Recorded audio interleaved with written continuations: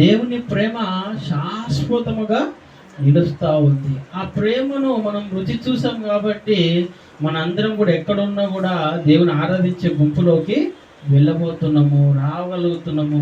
దేవుణ్ణి ఆరాధించే విషయంలో అన్నిట్లో కూడా పాలు పంపులు పొందుకుంటున్నాం. కాబట్టి ఈరోజు మన అందరము ఈ విధంగా చేసినప్పటికీ దేవునికి మనము ప్రార్థన చేస్తాం. హల్లెలూయా. ఎప్పుడెప్పుడు ప్రార్థన చేస్తామంటే నిజంగా మనం చెప్పాలంటే అవసరం వచ్చినప్పుడు ఒకసారి ఒకరు ప్రార్థన చేస్తారు, నిత్యము ప్రార్థన చేసేవారు ఒక తెగేవారు ఉంటారు, కొద్దిమంది అవసరాలకు దేవుణ్ణి ప్రార్థన చేసేవారు ఉంటారు. నిజంగా ప్రతి దినము లేవడమే నేను ప్రార్థన చేసుకొని లేచాను అనే ఒక భక్తుడు ఈ లోకంలో ఎవరు కూడా కనపడతలేరు దేవునికి. కాబట్టి దేవుడు అంటా ఉన్నాడు, మీరు పాపము చేశారు, మీ దోషములు ఎలా ఉన్నాయంటే మరి ప్రార్థనకు వినలేకపోతున్నాను, మీరు చెప్పిన ప్రార్థనలు నేను వినలేకపోతున్నానని దేవుడే మాట్లాడుతూ ఉన్నాడు ఈ సందర్భంలో. ఒకసారి మనం చదువుదాం.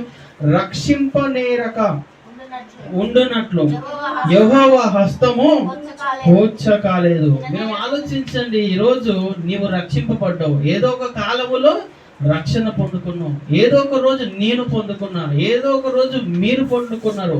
కానీ నిజంగా మేము ఆలోచించినట్లయితే రక్షింపనేరక ఉండునట్లు యెహోవా హస్తము కూర్చకాలేదు అంటే దేవుని హస్తము ఎలా ఉందంటే ప్రతి వారిని కూడా రక్షించాలని, పరలోక రాజ్యానికి తీసుకువెళ్ళాలని ఆయన హస్తముతో దేవుడు చెబుతా ఉన్నాడు. హల్లెలూయా.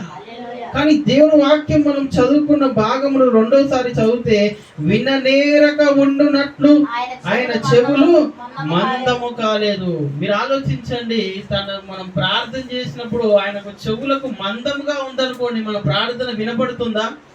ఏమని ఎప్పుడండి మనకు మందము దృష్టి ఏర్పడుతుంది?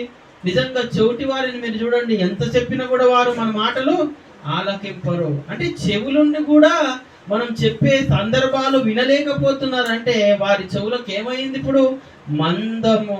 హల్లెలూయా.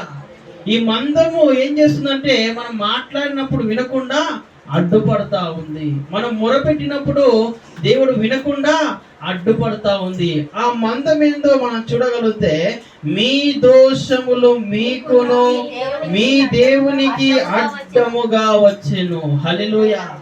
ఏమని నిజంగా మన దోషములు దేవునికి మనకు అడ్డముగా వచ్చాయా? అవునండి.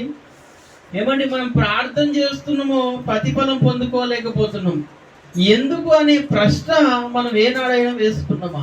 పక్కవారు ప్రార్థన చేయగానే ఎంబటే దేవుడు వారి ప్రార్థన ఆలకిస్తున్నాడే, మరి నేను కూడా అలాగే ప్రార్థన చేస్తున్నాను, అలాగే నేను ఉండగలుగుతున్నాను అని నువ్వు అనుకోవచ్చు. కానీ దేవుడు నీ మొర ఎందుకు వింటలేడు, నా ప్రార్థన ఎందుకు వింటున్నాడు అని మీరు ఆలోచించినట్టయితే మీకు వాక్యము అర్థమవుతుంది. హల్లెలూయా.